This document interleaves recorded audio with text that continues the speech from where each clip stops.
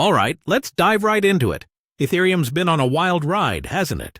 Absolutely. I mean, we saw that jaw-dropping crash earlier this year, almost 50% down in the first quarter.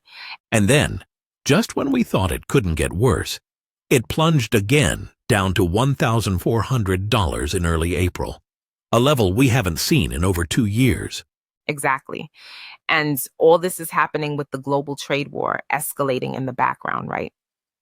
Definitely adds another layer of uncertainty. But hey, it's not all doom and gloom. Just last week, we saw a bit of life, a 13% recovery. Yeah, that bounce back was nice. Pushed the price up to about $1,670 as of today, April 14th.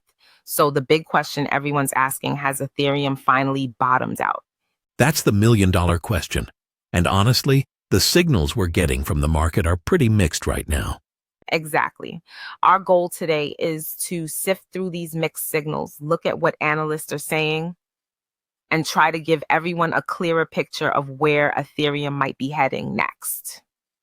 Right. So, let's start with the optimism. There are analysts predicting a potential surge back up to 3,000 or even higher. You've seen those headlines, right? Oh, definitely. Analysts like Carl Moon are talking about a breakout. He's predicting a huge jump, maybe even an 80% surge. 80%? That's bold. Yeah.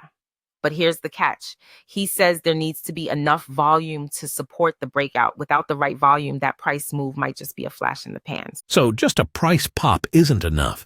It needs to be backed by strong trading activity.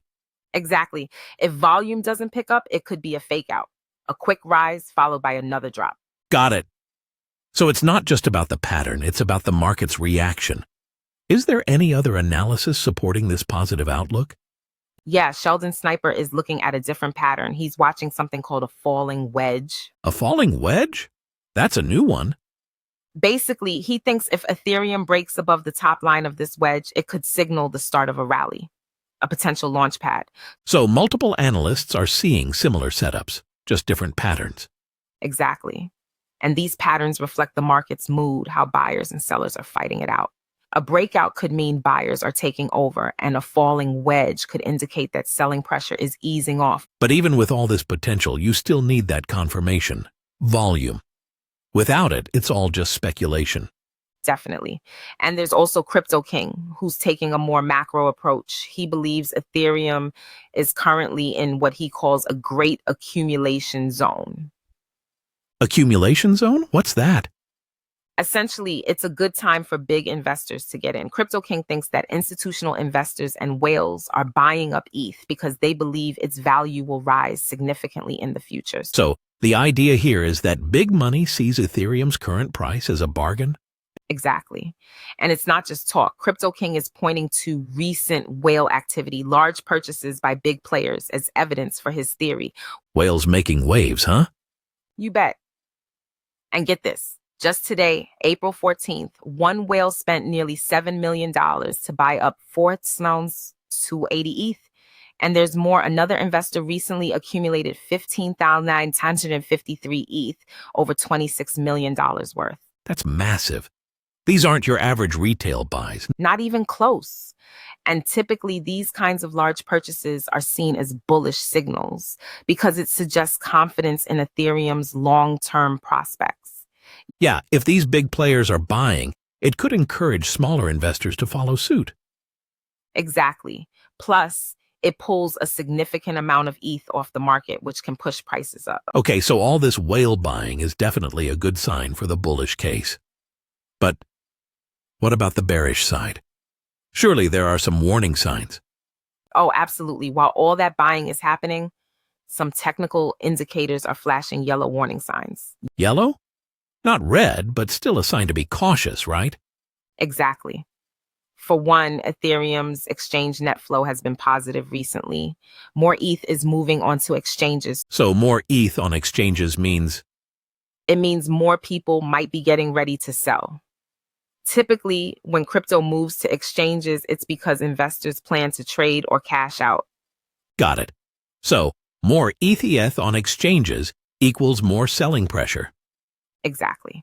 It increases supply in the market, which could push prices down if there aren't enough buyers to absorb it. That's a key point. Anything else? Another concern is Ethereum's relative strength index, RSI. It's currently just under the 70 mark, which is considered the overbought zone. Ah, the RSI. So if it crosses 70, it could mean the price ran up too quickly and is due for a correction. Exactly. And while Ethereum hasn't technically crossed into the overbought zone yet, it's getting close. It's a sign that the rally might be running out of steam.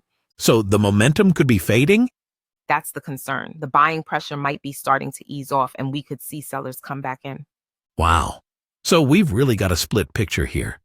On one hand, bullish analysts and whale activity suggesting potential growth. On the other hand, rising exchange flows and that RSI creeping up, both warning of a pullback.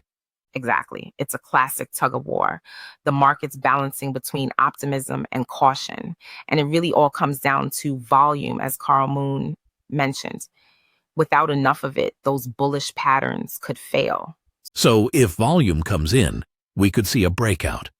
But if it doesn't, we might see another dip. It's all about those key triggers, the volume and the pattern breaks. That's what will ultimately decide where Ethereum goes next. So the key takeaway for everyone listening is, watch those specific conditions. Will the whales keep buying? Will the technicals hold up? Exactly. It's a puzzle. Will the market follow the bullish signals, or will the caution signs win out? And how does the global market context, like the trade war, fit into all this? It's definitely something to keep an eye on. Absolutely. There's a lot to watch here. Ethereum's future could be shaped by the interaction between these whales, the charts, and the broader market forces. Definitely.